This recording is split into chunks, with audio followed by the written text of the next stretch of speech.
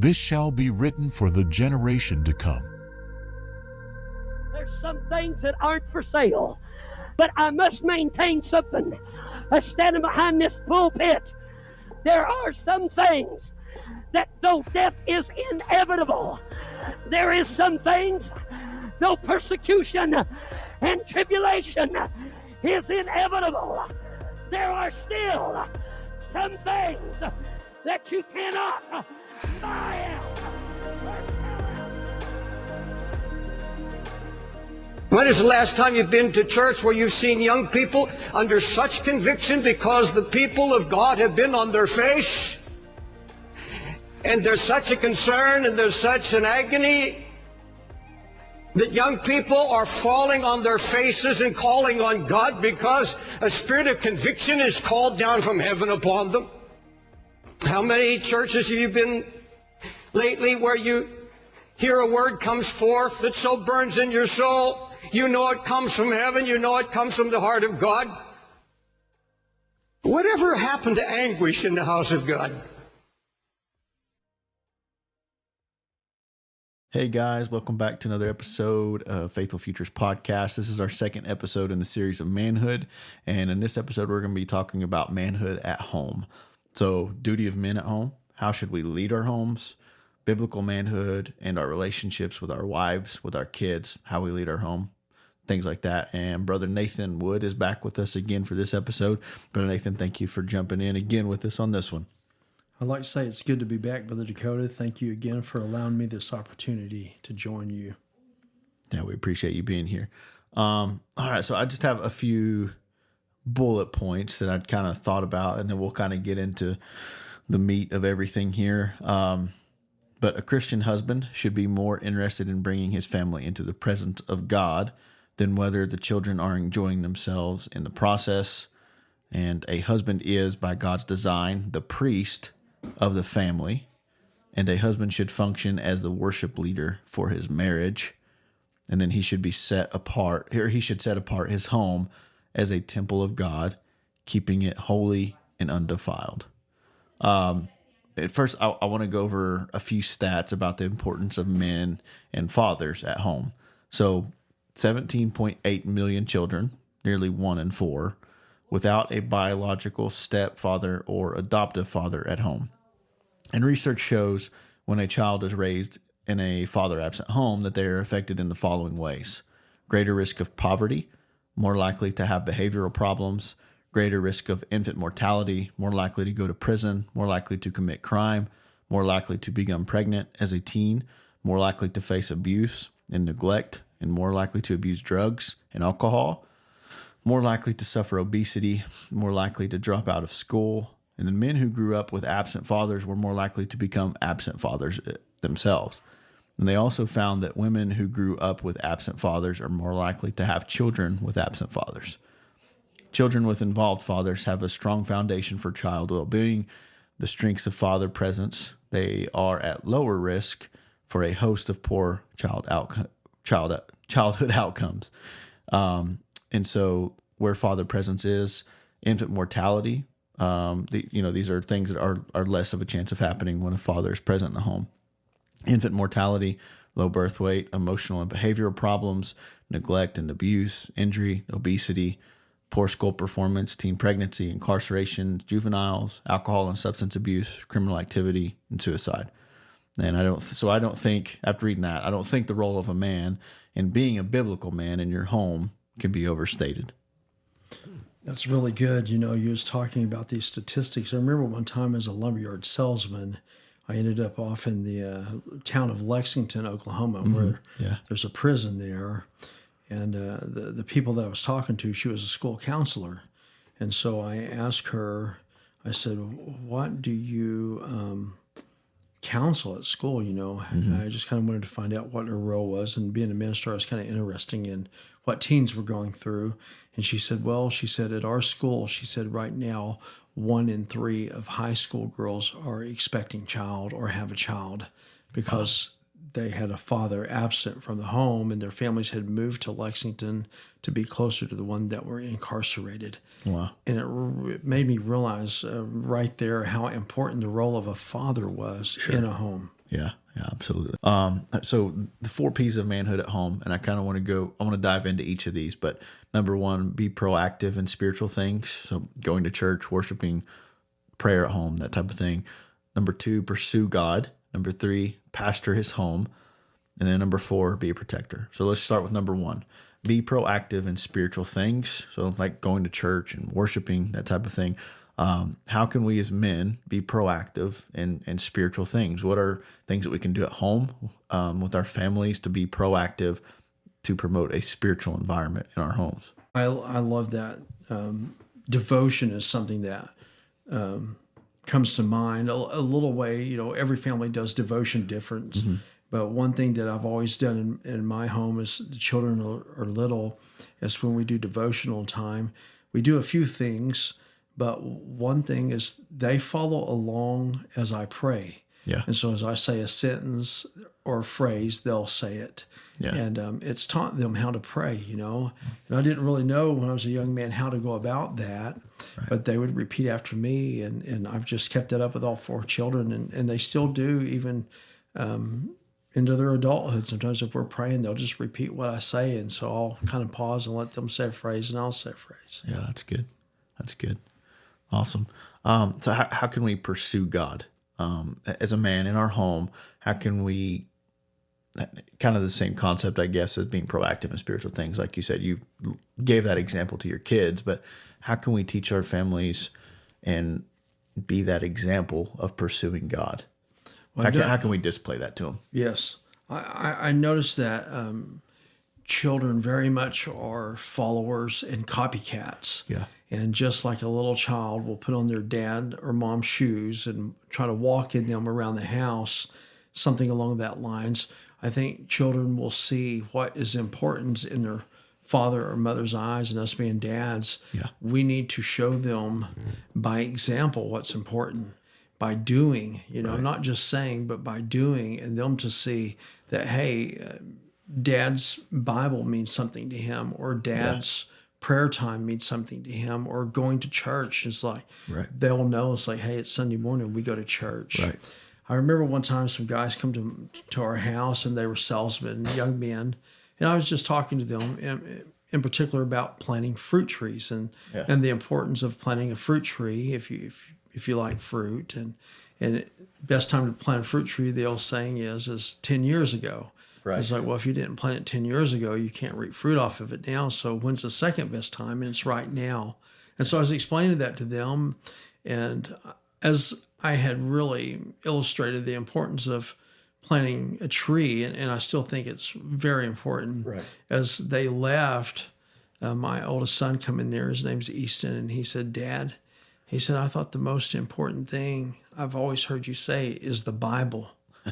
And it smote my heart that I didn't tell them young men the most important thing in this life is the Word of God. Yeah. Yeah.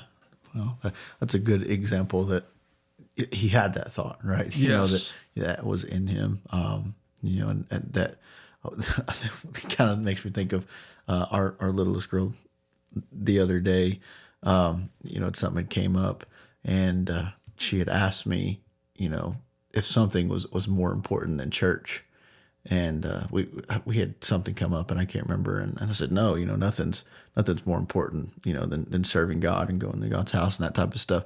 But it made me feel good that she was even having that thought process, So we have to teach our children to pursue God. And the only way we can do that is to show them that we are pursuing God.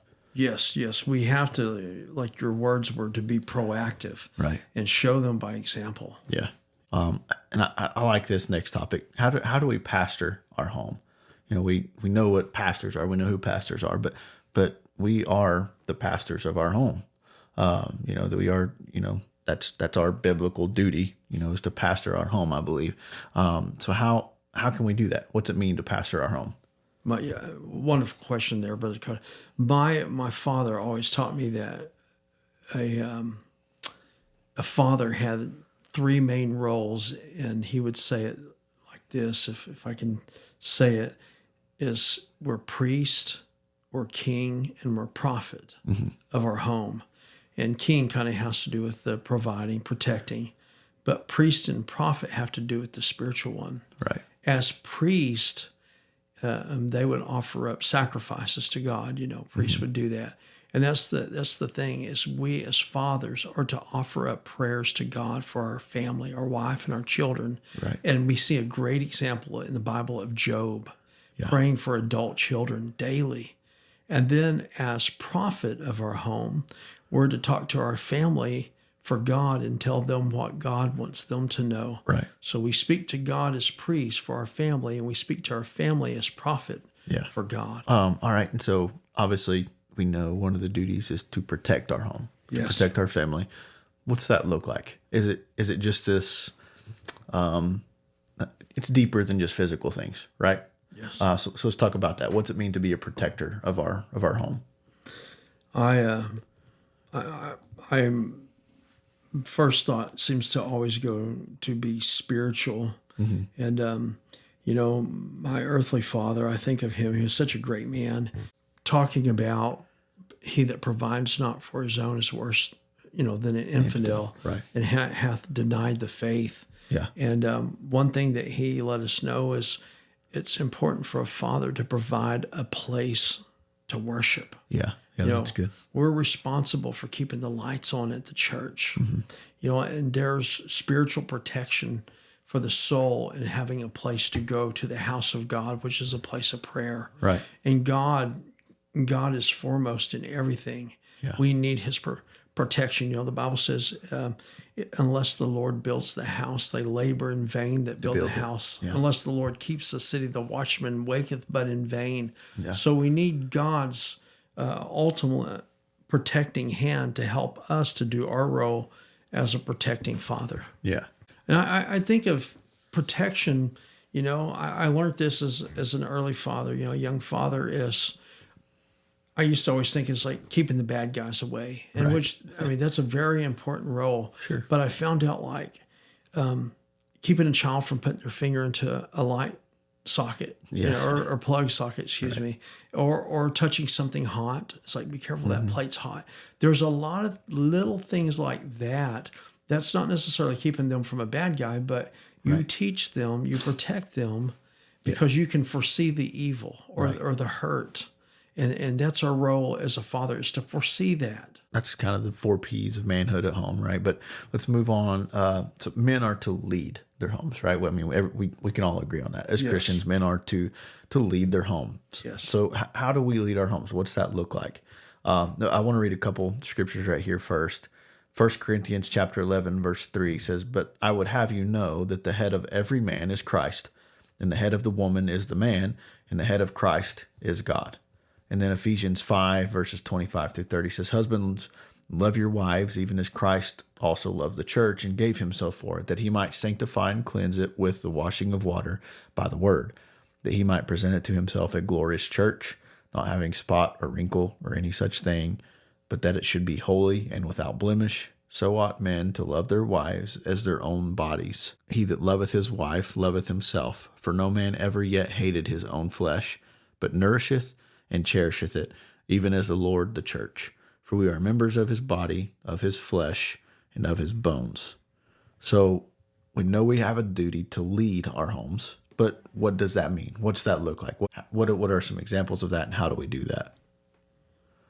I always think of roles of leaders, kind of boots on the ground. Right. You need to be there in the forefront. As an example, you need to lead them as something that not only they can look to for structure, for, not only for guidance, but they can realize when they have a question is, I want to, to do it Dad's way. A story in the Bible that always stands out to me every time I read it is, these are probably grown men, and 2 of them become Jesus's disciples, and they're the sons of Zebedee, James and John. And yet, when we first kind of find them in the scene in the Bible, one of the early stages, the scenes that they play, it talks about them and their dad are mending nets. And yet their dad, as a leader, he could have just passed that job on to them, but he's right there with his sons, leading by example. And so we obviously know that head doesn't mean dominance, right? Like we're not there to dominate or, dominate our home. And God doesn't view women as second-class citizens. Like we obviously can, we all agree on that. Yes. But we have to lead our homes. We have to lead by example, and we have to lead as Christ led. And we talked about that in our last episode, that was, he led as a servant. And I think that's important to remember, is that we're not there to be that, we are there for discipline for our children, obviously. But we're not there for dominance. We're not there as this ironclad, fist, whatever. But we have to lead as Christ led. Yeah, lead by example, and that was what Christ did essentially, right? Yes, he did. All right. So what is the responsibility of men in their home, and not necessarily in general, right? But specifically with their wives and with their children. So let's start with our wives. What responsibility has God given us to lead our wives? And how can we be better at that? And then we'll talk about the children next. I in my home, sometimes things are a little bit different in homes towards families. Sure. The Bible verse says for a man to live with his wife Yeah. according to knowledge. Right. And so what works for one home sometimes might vary from home to home. Sure. The needs of each of us are so different in some ways because God made us unique. Right. But a lot of things that men will do for their wives, Yeah. I think of a lot of little small things right now, from opening a jar of pickles. Yeah. It's like, hey, well, can you open this for me? Right. Or can you hang this picture on the wall for me? So there's a lot of things like that seem insignificant. I had a lady one time tell me she was up in years and she hadn't got married yet. And she said when she was young, she wanted a man that was handsome in her 20s. Yeah. She said when she got to her 30s, she said, well, she wanted a man not only that was maybe nice looking, but that was very career minded. She wanted a big house and all that. Right. And then after she got into her 40s and lived by herself for several years, she said, I would like to have a man that can just fix things around the house. She said, I've got like a doorknob that don't work. And, just, in some ways it might seem insignificant roles, but it's where the weaker vessel needs help. Sure. Yeah. And then I also think of leadership. Sometimes in life, there's going to be such a hard decision to make. Right. That I think that the weaker vessel needs to be able to safely trust her husband to come to the best conclusion in very hard decisions in life, that life throws us some curveballs, that she can have confidence in, that he is looking out for the best for her needs and for her children's needs or their children's needs. Yeah. So I think sometimes the role of a leadership, it might be as small as opening a jar of pickles. Right. You're the leader, we need help. This is a little problem. But then sometimes I think it's so significant and so big, that it takes a very logical thought process. Yeah. Yeah. We have a big responsibility to our wives and to our children. Absolutely. So let's dive into our relationship with our wives, right? What's that look like? The Bible obviously commands us to love our wives as Christ loved the church. So how does Christ love the church? What's that look like? What is that example that the scripture is trying to teach us when he tells us, husbands, love your wives as Christ loved the church? I like to think of our first, podcast talking about Christ loving sacrificially. He didn't love from the throne, but he loved from the cross. Right. And he is our example, for us to love even as Christ did and gave himself. Yeah. A husband's love should be very giving. Yeah. There's some words I think of in the Bible, cherish. The Bible tells us to cherish our wives. Right. And that means to keep warm by body heat. Right. We have a story in the Old Testament where David, they sought a young lady out to keep his body was getting cold because of his health. He's close to dying. Yeah. To keep him warm. And it's very common for my wife to say, hey, I would like for you to hold me. Just sit down and hold me. Yeah. And a need that ladies have, and everyone's different, but it's non-sexual touch. Sure. It's important to a lady to just be held. Right. Yeah. And absolutely. Another thing that I think of, in the relationship, husband and wife, is people have different love languages. Right. But as a husband, we're to find that out, to live with them according to knowledge. We ought to find out what the need is, or what our wife likes. Absolutely. And some ladies like roses. Right. Some ladies like other things. Yeah. But I remember a friend of mine counseling a couple, and they'd been married just a few years. And finally, he point blankly just asked the man, he said, "What kind of candy bar does she like?" Yeah. And the guy said, "I don't even know." He said, "That's a problem." He said, "You don't know just the basic likes of your wife. Right. You need to know her." Right. Yeah. In intimacy in the Bible, a lot of times it uses that words as he knew her. Right. And that's the way we're to know them. Yeah. On the deepest level, psychologically, emotionally, physically, spiritually. Yeah. We're to know our companion. Now, well, if we look at that verse where it says, "Love your wives as Christ loves the church," if we look how Christ loved the church, and we see he knew them, Yes. and it wasn't like a passive relationship. It wasn't something that just happened, right? It was purposeful. It was intentful. Like it was on purpose. And the way that Christ shows up for the church is how I was meaning that, and that's the way we should show up for our wives. Absolutely, yeah. Yes. Like we should know what our wives like. We should know, Yes.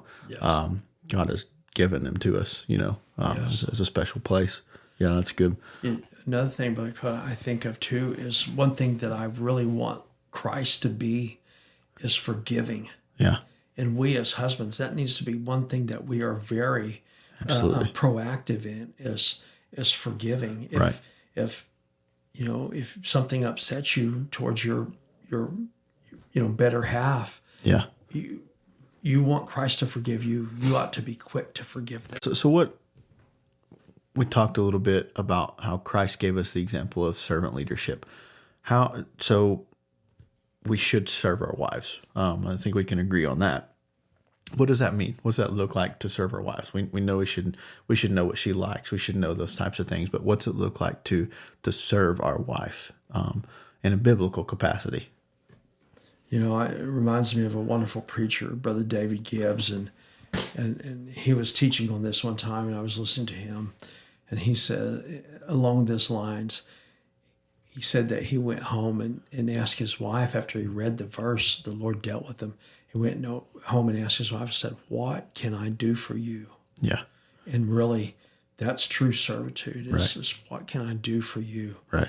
One thing I hate doing, and I'm sorry to even confess this, I hate hanging pictures. I can never get them right. Right. And so when she's like, "We're going to hang pictures," Dread. Yes. Instant dread. But really, truly, I should be willing Right. to do things even that I don't like to do. Sure. Yeah. And that doesn't mean that every day you're a slave Right. necessarily. Right. But that does mean that you check in on each other's needs and say, "Hey, Absolutely. what can I do for you as a servant?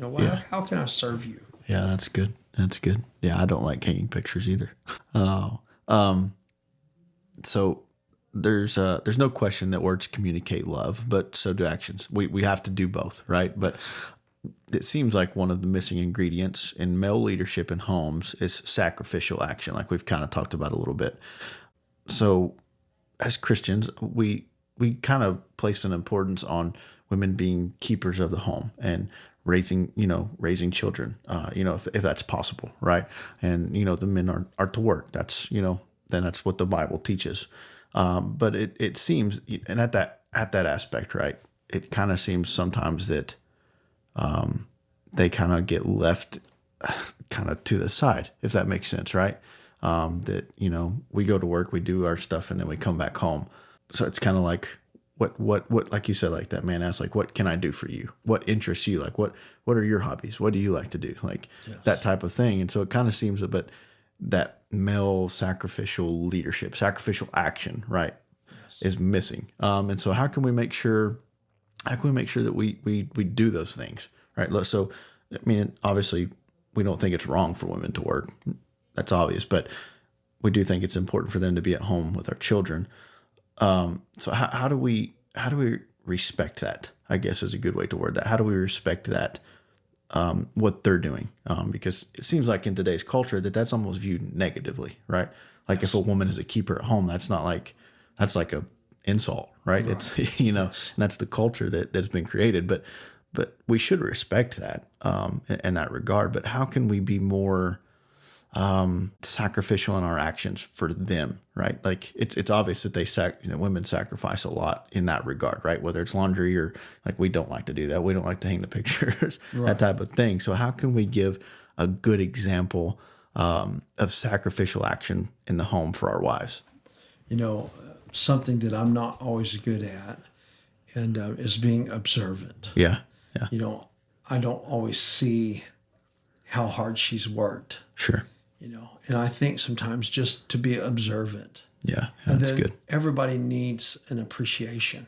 Yeah. They need to hear, hey, you really worked hard. Thank you. Right.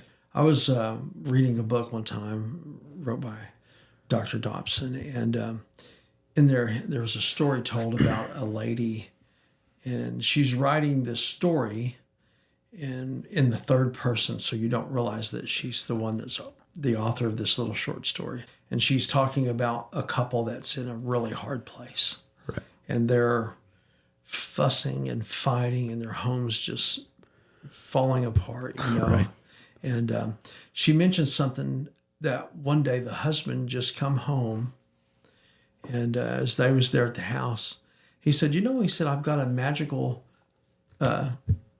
chest of drawers. And she's, because of so much tension and fighting, she was expecting there to be, something sarcastic with it. And the lady was listening, and he said, the reason, if you want to know that it's magical, he said, every time I open it, he said, I always have clean socks and underwear. Yeah.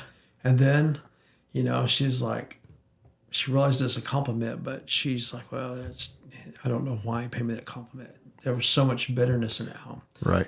And then the next day he come home and he said, he said, I've not told you before. He said, I just want to say thank you for doing all the dishes all the time. Yeah.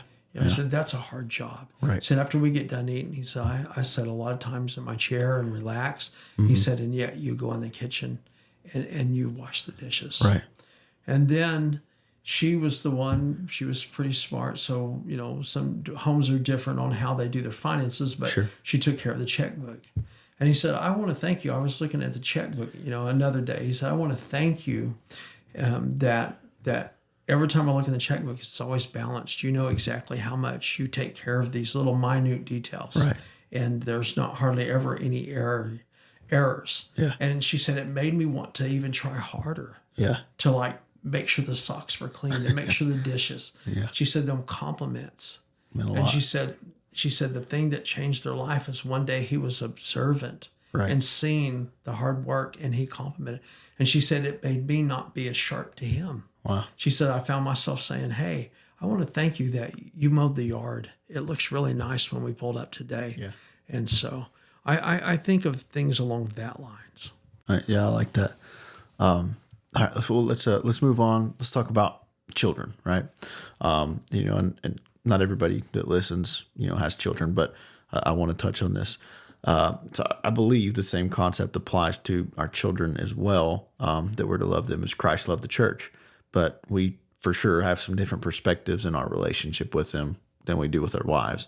So what's that look like? What should we relay to our children? What's the example of Jesus, and what scriptures say about raising our children?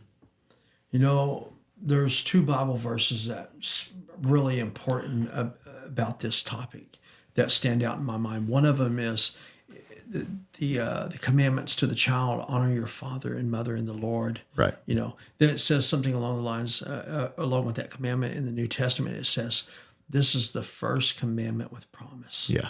And a little child or little children learning how to be in obedience, make their bed, clean their room, pick up their toys, wash their hands, come to the table, things like that, prepares them all the way through adulthood They know how to listen to the boss when he says, I need you to have this report out, or I need you to go clean up this work area.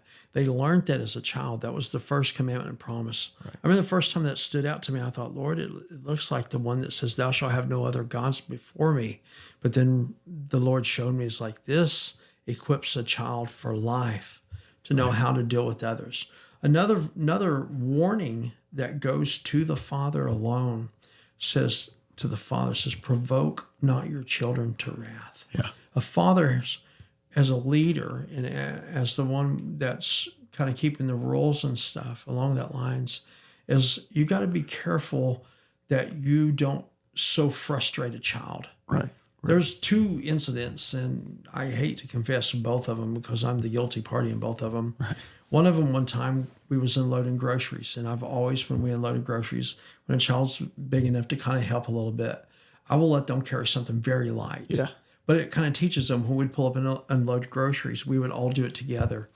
And every one of my children, in a sense, as I've gotten older, that's changed. They probably didn't enjoy it as much, but as a sense, even a little one, they wanted to help carrying the groceries because I kind of made it feel important. Sure.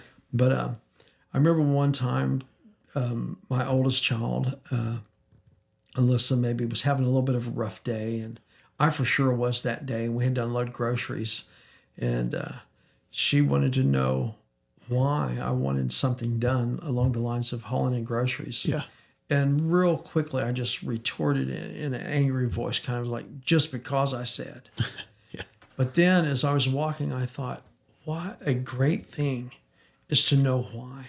Yeah. If you're doing something in life and you can know the why, it makes it have purpose. Right. And so I realized to a child is like explain everything to them as many times as they ask, because it gives them purpose. Right. You know, another area I think where I frustrated a child was my youngest son, Chasen. His personality is different than my other three children. You know, they're all different. Right.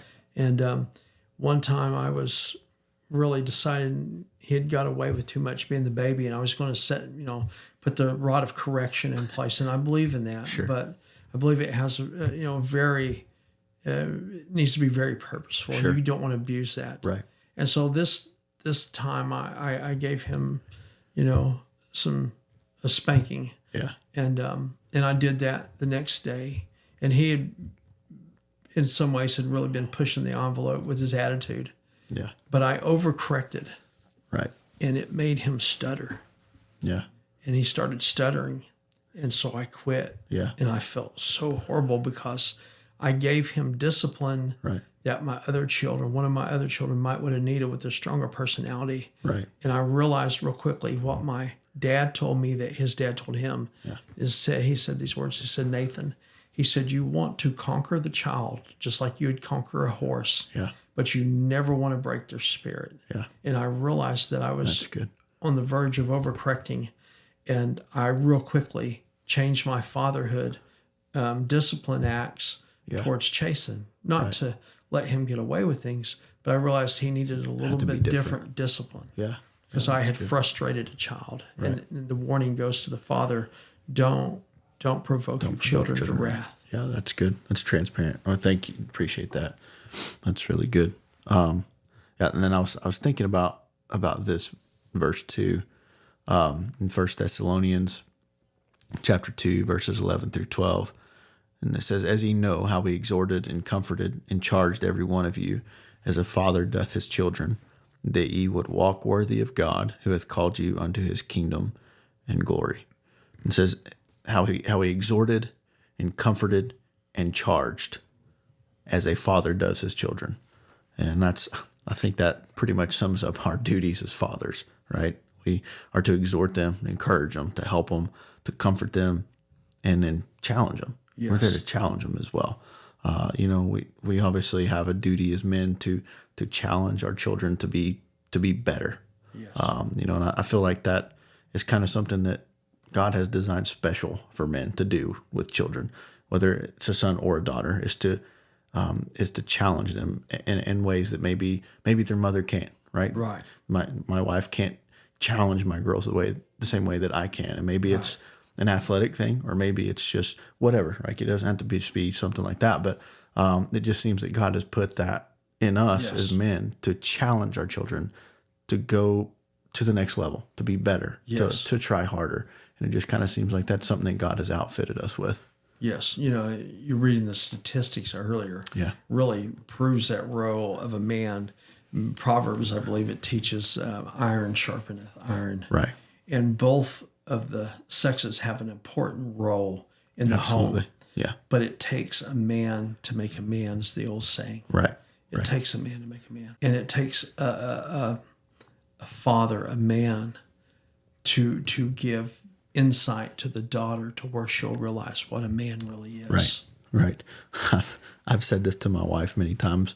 I've took our girls out on like a daddy-daughter day or whatever, and I take them to like a nice restaurant. I don't take them to just McDonald's or wherever. Like I take them to a nice restaurant, and I tell my wife that's so some soy boy doesn't come along and, capture their attention with a Chili's, dinner or something like that, and so, we have a duty to make our daughters realize they're valuable, but also to make our sons be men. Right. And so it just seems like God has put such a special role for us as men to do that for our children. And there's just some things that our wives cannot do that God has designed us to do. And vice versa. There's a lot of things that my wife can do that I cannot do with my children. She can connect on them with levels that I can't, and I can connect with them on different levels that she can't. And that is just the design of God, and thank God for that. But all right, well, let's talk a little bit. Let's move on from that, and let's talk about our duty of provision for our family. So 1 Timothy 5:8 says, "But if any provide not for his own, and especially for those of his own house, he hath denied the faith, and is worse than an infidel." So, but I don't think this is just talking about physical needs here, which we're going to talk about more, in the next episode when we talk about men's duty to work, right? But I also believe that this scripture here is talking about spiritual needs as well, that we should provide not only for the physical needs, but the spiritual needs as well. So God has obviously designed men to be workers. We have different muscle structure. We are built different and bigger. Usually we're stronger, and it naturally, right? In most cases. So we're built different for different types of work. And so it's obvious that God has put a duty of provision for our family on the physical side. Like we can all agree on that. Yes. But what the spiritual thing? How do we provide for our family spiritually? Yes, I think of what I said earlier about my father telling me. He said, "Nathan," he said, "it's important for a dad to provide a place for worship." Right. He said, "You got to remember," he says, "that the lights staying on in the church and the man of God be taken care of." He said, "That's your responsibility too." He said, "No, you can't do it all by yourself." But he said, when all the families come together in a church and make sure that the lights are on and God's place is there, and the sacrifice and prayer can be heard, God's house of prayer. Right. We talked the last episode how important it was to have a prayer closet and to take care of your soul, your needs, your spiritual needs. But there's another thing that's just as important, and that's to go and have public worship, be a part of the ecclesia, the Bible calls it, part of the assembly, and to get together and have congregational worship. Right. And we have that to provide. It's more than just keeping the lights on at home. Yeah. It's also keeping the lights on at church. So this would be more for the ones that aren't married. Brother Nathan, what's the advice for when they do get married when it comes to providing for their family? What would be your best piece of advice for that when they get married? What's the best way that they can provide for their family? There's something I point out, and this is going to be probably very cliche. Yeah. But usually when I'm counseling a couple, I warn them the dangers of not having enough money. Yeah. Because almost every divorce stems from financial problems. Money. Yeah. And it's a tremendous burden. And so I like to encourage young men that are getting married is the importance of going and punching the clock. Right. It's important to provide finances along with other things. You need the security and things we've talked about. But I also want them to know is like, hey, you're young and you're strong, and you need to fulfill that duty of bearing that, burden Right. of bringing home the finances for you and your young bride. Yeah. Yeah. Save money. Yes. Right. All right. Okay. So let's talk about the duty of men to lead their homes spiritually. So first question, what would you say the duty of man is to lead our homes spiritually? What does that mean? So we've talked about, we should shepherd our homes, right? But what's it mean to lead spiritually? And we could probably liken it to like a pastor of a church in some ways, but I think it's a little more intimate in this regard with our families, right? So how do we lead our homes spiritually? What's that look like? I like to instill in my children the necessity of prayer.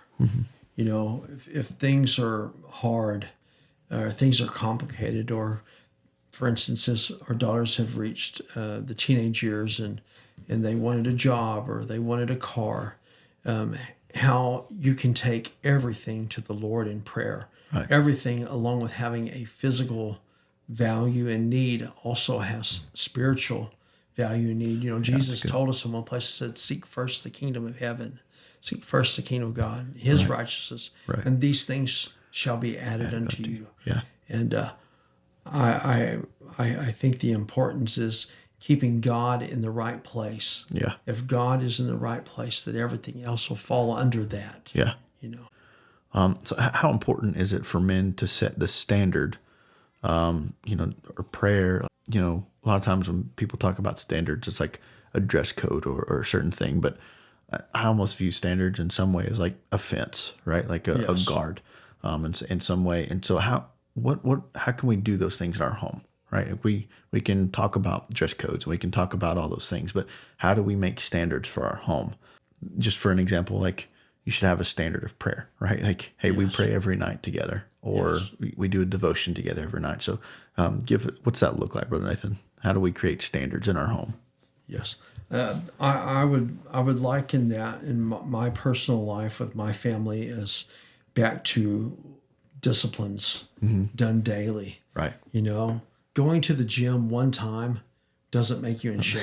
Right. But going over and over and over a steady set of disciplines, all of a sudden you'll find yourself in better shape, better health. Right. Same thing. I could come home, give my wife 10 dozen roses, tons of roses, just one time. Tell her I love her. Get her a box of chocolates. Just do it one time. Yeah. It doesn't make us love, Right. and necessarily love. But small acts done over and over and over all of a sudden become habits. Yeah.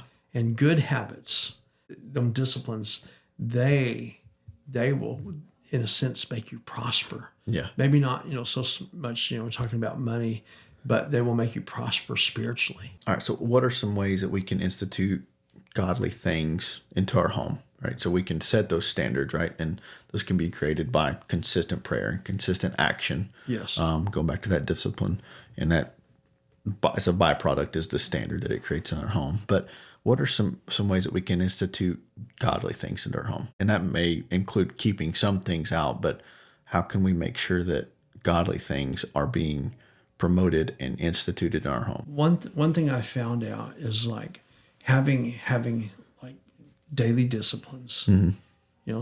They become standards, like you said. These are the fences. They kind of protect and keep us. Sure. And I found out sometimes, like, once I have instituted that into the place to where my children understand, they enjoy that. Right. They like that. A child wants to know there's fences. Right. They want to know somebody bigger than them is looking out for them. Yeah. So sometimes they will push the boundaries a little bit. Yeah. But then all of a sudden there's comfort in knowing it's like this person that can see better than I can says, no, we're not doing that. Yeah. Or yes, we'll do that. And I'll give you a couple examples. One thing that I really don't like in my home at all is the phrase, and I'm going to say it here, and maybe that's sacrilegious for me to say it because I don't like it, but is, oh my God. Yeah. Because it's using the name of the Lord in vain. And Absolutely. so many Christians do, and I think it's terrible because it's not, right. Right. So sometimes now we watch, like, people watch reels or little YouTube shorts or something, and so our kids are big enough to be allowed certain privileges, Right. and they'll watch that. And if that word comes on, if they say that, then we'll change and watch something different. Right. Well, sometimes in things that I have watched, not trying to watch necessarily sinful things, but maybe the person talking about goats, if I've been watching goats or cattle, or they might say that word. And one of my children will say, "Hey, Dad, you need to turn it," because now they realize this is the standard. You know, once you set them standards, there's another thing that's happened. Sometimes our family will say too much negative. Yeah. And all of a sudden, it's like it'll dawn on my wife or I, and we'll say, "Hang on." I was like, "Let's say some good things." Right. Yeah. Because we got too much of that. That's good. Another thing I do is probably goofy to some. We don't do it all the time, but every so often we'll do character building. Yeah. And we'll be going down the road, usually in a car, and have a little ways drive, and we'll take turns telling something good we like about everybody in the car. Yeah, and then good. we make whoever, like if we're talking, for instance, I'll use my oldest son, Easton. If we're talking about Easton, we'll all take turns saying something good or a few things good we like about Easton. Yeah. And then I have them say something good they like about themselves. Right. Because them are good standards. Yeah. And that's it's good. spiritually beneficial to know that you have value. Right. The thief cometh not but for to kill, steal, and destroy. Right. But Jesus says, "But I am come that you might have life, and that more abundantly." Yeah. And it helps to build value in your wife and your children. Yeah. Yeah. I think if kids can know that they're valuable, Yes. then that prevents a lot of, there's a lot of changes that happen in their teenage years. There's a lot of pressure. There's a lot of weight. There's a lot of decisions. And so I think if we can institute and make them realize that they are valuable, Yes. I think in a lot of ways that can prevent a lot of bad decisions. And not only that, it keeps them from wanting to go away from, the parent figure or whatever, right? If we can make them realize that, hey, my mom or my dad realizes that, I'm valuable to them, and I know that I am. So I can go to them with my need because I'm valued. Yeah, I think that's such an important aspect. I think it's very beneficial spiritually. Yeah, absolutely. And you don't want them to. You're not trying to make them be prideful, but things that are valuable, people will pay a price for. Oh yeah, right. And I think of that as like, how valuable are we? God paid the ultimate price for us. He thinks we're valuable. All right, so what are the spiritual needs that we should be providing for our families? We obviously we should institute prayer, those types of things. Yes. But even beyond that, what are the spiritual needs? We're supposed to be providers for our home. Yes. In every capacity is kind of how the Bible teaches us, and that's biblical manhood. But how should we provide the spiritual needs? What are those spiritual needs? I think of a story here. One thing we talked earlier about being priest and prophet, praying to God for our family, and then what we hear from the Lord to bring that to our family, encourage them. But I think on this also of another aspect. My mother did so very well in our home as we was growing up. Is her and my dad were big believers in listening to good things. Mm-hmm. My dad loved preaching tapes. He loved preaching, loved the word of God. My dad loved singing. And my mom, she enjoyed it, but not as much as my dad. Yeah. But when we was in our high school years, me and my brother Adrian for sure was in these years, and Kevin was grade school. Yeah. Or junior high. But my mom made it a habit to where when we come home from school, we was always hungry. You know how young men are, you're just like starving. And she always had something for us to snack on, whether it was homemade cookies or something. Yeah. And she always had gospel music playing. Yeah. And she got that from my dad. My dad always did. My dad said, don't ever feed your mind on trash. Yeah, that's good. He said, put good stuff in your mind. And he enjoyed music as much as anything. Right. Yeah. And, you come into God's presence with singing. Right. And sure enough, all of a sudden, the presence of the Lord would be there. Yeah. It was that's awesome. It was a spiritual, the home becomes a haven. Yeah. Yeah, that's great. Yeah, I think we have to feed the spiritual things. Yes. Otherwise, the flesh is going to get fed. Yeah, that's a key aspect. That's really good. All right. So we there's this concept in the Bible that's kind of taught that we should be that us individually we should be set apart, right? That we should be consecrated to God. But how do we do that with our home? How do we set apart our home as the temple of God, right? Like how do we consecrate our home and dedicate it, keep it holy, keep it undefiled? How do we do that with our home? I really enjoy the word home. I think that's a very fitting word. I think of the children of Israel, they had an inheritance. Yeah. And, even if they got in a bad way financial, the year of Jubilee, it all went back to the people that was the true heirs of that. Right. And there's something about a place belonging to you, and you get to design that or decorate that or, put things that you've accumulated, things that are of value to you in that. Yeah. And so I think there's something very wonderful about owning a place. And then I think there's another thing is spiritually is allowing things in that need to be in, Yeah. and keeping things out that need to be kept out. Yeah. And that's where home should be a haven. Right. Too many homes today are nothing but contention. Sure. And that's no place to raise children. No. There's a story in the Bible. Solomon pens, wisest man other than Christ ever walked. Yeah. And he talks about being raised under the apple tree. Yeah. And this is what I think is what a good place to raise children, Right. under an apple tree, so to Right. speak. It's a great symbol. Yeah, and that's the that's way good. is the home should be, when you get home, it should be a safe place. Yeah. And I think of that as spiritual. It's a place that is with no strife. Yeah. So on that note, how can we protect our homes spiritually, and what are some things that we should never allow in our homes? That's an excellent question, Brother Dakota. And one thing I think of is the word divorce. Mm-hmm. And I know there's selected a few times that it should be used, Right. maybe in abuse or addiction or Sure. adultery. I think of them things, but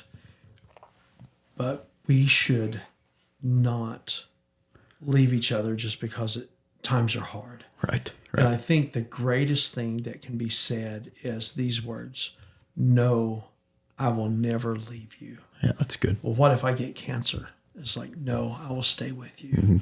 Or, what if a tragedy comes and we lose a child because of a tragedy? It's like, no, I will never leave you. Yeah. That's good. I think them are things that shouldn't be allowed. Right. I think things that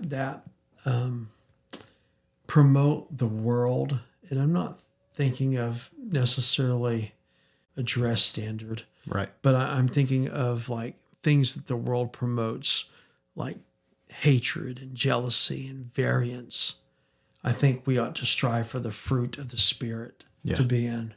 A very wise man in our movement, a wonderful man, Brother Tolliver. I heard him teach a marriage seminar one time, Brother Tommy Tolliver, and he said these words. He taught the whole marriage class along this lines Yeah. of the golden rule: do unto others as they would have you, or as you would have them do unto you. Right, Do unto right. others as you have them do unto you. And I think of that. That's the way we should treat our companion, how we want to be treated. All right. So what about protecting our homes physically? We obviously have a duty to do that as well, right? Like, we know we have a spiritual duty and we know we have a physical duty, but let's talk about protecting our home physically. Like, how should that look, right? Like, obviously we don't want to have to, defend our home. That's, not an ideal situation. We hope that never happens, and we don't want to have to shoot somebody if somebody does break in our home. So what's that? What is that duty of a man to protect our home physically? Yes. That is a wonderful duty of a man is to be there in violence and physical. Right. The very aspect of a man. Yeah. To see a man in what we would think is very barbaric. Right. But there's a time and place that could, become an issue. Yeah. And a man needs to rise to the occasion and with everything in him, with his heart, soul, mind, and strength. Yeah. You know, we're to love God. Yeah. And we're also to do that to our neighbor. Right. You know, but they of our own household, they're the first on the list. Sure. And we should, everything in us rise. However much the evil is at hand, the good in us should rise and be just as violent. Yeah. The Bible says the kingdom of heaven suffereth violence, and the violent taketh by force.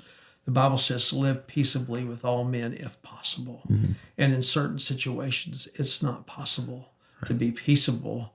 And at those times, we should be very physical. So let's wrap up here. We're pushing the hour mark, I think, now. So let's close with an overview of what biblical manhood at home looks like. So we have servant leadership. We talked a little bit about, but we have to be invested in our wife. We have to be invested in our kids. And it kind of goes back to with our wife, knowing what she likes, knowing what kind of candy bar she likes, right? Yes. And with our kids, teaching them that they're valuable. We have to invest. We have to invest in our home. Yes. And then prayer, obviously, we know that's, such a crucial role. And then pastor our home. Let's kind of finish up the episode with that. What does it mean to pastor our home? You as a pastor, what's that look like to do that at our house? Yes. When I think of the word pastor, I can't help but think of the word shepherd. Yeah. And everything a shepherd would do for a sheep. Right. Whether it's physical, like it's sickly or crippled, mm-hmm.